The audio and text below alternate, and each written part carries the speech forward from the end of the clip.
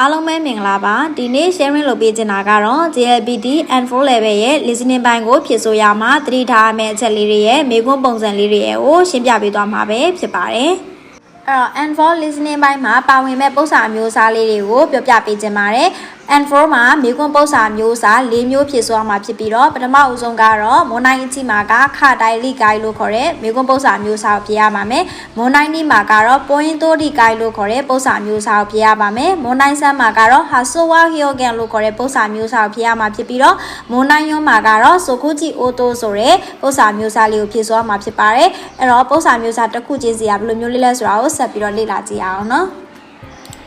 မွန်နိုင်ချီမှာပါတဲ့ခါတိုင်းလီကိုင်းဆိုတဲ့မေခွန်းပုံစံမျိုးကတော့သူကစကားပြောတဲ့ကနေပြီးတော့တောင်းဆိုတာညွှန်ကြားတာအကြံပေးတာတွေကိုနားထောင်ပြီးတော့ဘာလို့သိနေဆိုတာမျိုးကိုစဉ်းစားရတဲ့မေခွန်းပုံစံမျိုးပါပုံထဲကနေရွေးချယ်ခိုင်းတာမျိုးစာကနေရွေးချယ်ခိုင်းတာမျိုးတွေလာတတ်ပါတယ်အဲ့တော့မွန်နိုင်ချီမှာဆိုရင်တော့သူကပထမဦးဆုံးကမေခွန်းလာပါတယ်ပြီးတဲ့အခါမှာစကားပြောလာပါတယ်ပြီးတဲ့အခါမှာတော့မေခွန်းနောက်တစ်ချိန်ပြန်လာပါတယ်အဲ့တော့အကယ်၍မြန်ကိုကမေခွန်းကိုပြင်ပအနောက်ရှက်တစ်ခုခုကြောင့်ပဲဖြစ်ဖြစ်ကိုစိတ်အာရုံမဆိုင်နိုင်လို့ပဲဖြစ်ဖြစ်ပေါ့နော်မေခွန်းကိုပထမတစ်ချိန်မှာလွတ်သွားတဲ့အခါမျိုးမှာဆိုရင်လည်းဆက်ပြီးတော့စကားပြောကိုနားထောင်ပြီးတော့မှတ်ထားပေးပါနောက်တစ်ချိန်မေခွန်းပြန်ပြောတဲ့အခါမှာကိုဘာကိုဖြေရမလဲဆိုတာကို catch လုပ်လို့ရပါတယ်အခွင့်အရေးနှစ်ချိန်ရပါတယ်အဲ့တော့အကောင်းဆုံးကတော့ပထမဦးဆုံးတစ်ချိန်မေခွန်းပြောတဲ့ကတော့ concentration ရှိနဲ့နားထောင်တာကတော့အဖြစ်မှန်ရဖို့အတွက်အနည်းဆက်ဆုံးနည်းလမ်းပါပေါ့နော်အကယ်၍မြန်အဲ့ဒီနည်းလမ်းကိုလွဲချော်သွားခဲ့တယ်ဆိုရင်လည်းနောက်တစ်ချိန်ပြန်ပြောတဲ့အခါမှာဖြစ်နေအောင်လို့ဆက်ပြီးတော့စကားပြောကိုအာရုံစိုက်ပြီးတော့နားထောင်ပေးဖို့လိုအပ်ပါတယ်အဲ့ဒါလေးကိုသတိထားပေးပါနော်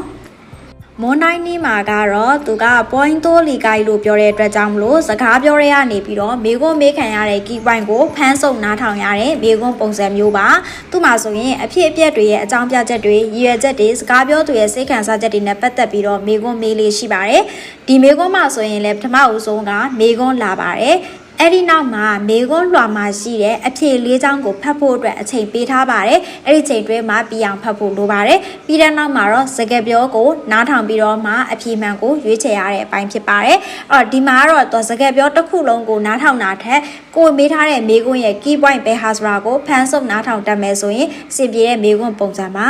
အဲ့တော့ဒါလေးကတော့ဒီက keyword ကိုဖမ်းစုပ်နားထောင်တတ်ဖို့ကိုလေ့ကျင့်ထားဖို့လိုပါတယ်မွန်နိုင်ဆန်ကတော့ဟာဆိုဝါဟီယိုဂန်လို့ခေါ်ရဲပေါ့နော်သူကကြတော့ပုံကိုကြည့်ပြီးတော့မြားပြထားတဲ့သူရဲ့နေရာကနေဘလို့ပြန်လဲတုံ့ပြန်ပြောဆိုမလဲဆိုတာကိုအချိန်အနေနဲ့ကိုက်ညီတဲ့စကားပြောကိုစဉ်းစားရွေးချယ်ရတဲ့မေခွန်းပုံစံမျိုးပါဒီမေခွန်းအတွက်အချိန်အနေနဲ့ကိုက်ညီတဲ့စကားပြောဖော်ပြချက်တွေကိုကြိုတင်လေ့လာကြက်မှတ်ထားဖို့လိုပါတယ်အဲ့တော့မွန်နိုင်ဆန်မှာဆိုရင်သူကပုံကိုကြည့်ရင်လည်းမေခွန်းကိုနားထောင်ရပါတယ်ပြီးသွားရင်တော့မြားပြထားတဲ့သူကဘလို့ပြန်ပြောမလဲဆိုတာကိုတစ်ကနေ3တွင်းအနေပြီးတော့ပြောသွားတဲ့အထက်အနေမှာပြန်ပြီးတော့မှန်ကန်တဲ့ဖြေကိုရွေးချယ်ရမယ့်ပုံစံမျိုးဖြစ်ပါတယ်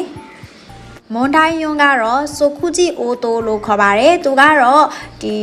စကားပြောအတူလေးတွေကိုနားထောင်ပြီးတော့ချက်ချင်းဘလို့တုံ့ပြန်မလဲဆိုတဲ့အခြေအနေနဲ့ကိုက်ညီတဲ့စကားပြောကိုစဉ်းစားရွေးချယ်ရတဲ့မေခွန်းပုံစံမျိုးပါချက်ချင်းမှန်ကန်စွာတုံ့ပြန်ရတဲ့စကားပြောဖော်ပြချက်တွေကိုကြိုတင်လေ့လာထားဖို့လိုပါတယ်ဒီမေခွန်းမှာကတော့ပုံနေစာတွေဘာတစ်ခုမှမပါပါဘူးစာကပြောတဲ့စကားပြောကိုနားထောင်ရတယ်အဲ့ဒီနောက်မှာသူ reply ပြန်တဲ့တစ်ကနေ3တွင်းအနေမှာမှန်ကန်တဲ့အဖြေကိုရွေးချယ်ပေးရတဲ့ပုံစံမျိုးပဲဖြစ်ပါတယ်အဲ့တော့ချက်ချင်းတုံ့ပြန်တဲ့စကားပြောဖော်ပြချက်တွေကိုတော့လေ့လာထားဖို့လိုပါတယ်အဲ့တော့အားလုံးပဲဒီချော့ကိုက်နဲ့ပတ်သက်ပြီးတော့ပေါ့နော်ဘယ်လိုမေခွန်းမျိုးတွေလာတတ်တယ်ဘယ်လိုမေခွန်းမျိုးဆိုရင်ဘယ်လိုမျိုးစဉ်းစားပြီးတော့ဖြေဆိုရမလဲဆိုတာကိုနားလည်သဘောပေါက်ကြမယ်ထင်ပါတယ်ကျေးဇူးတင်ပါတယ်ရှင်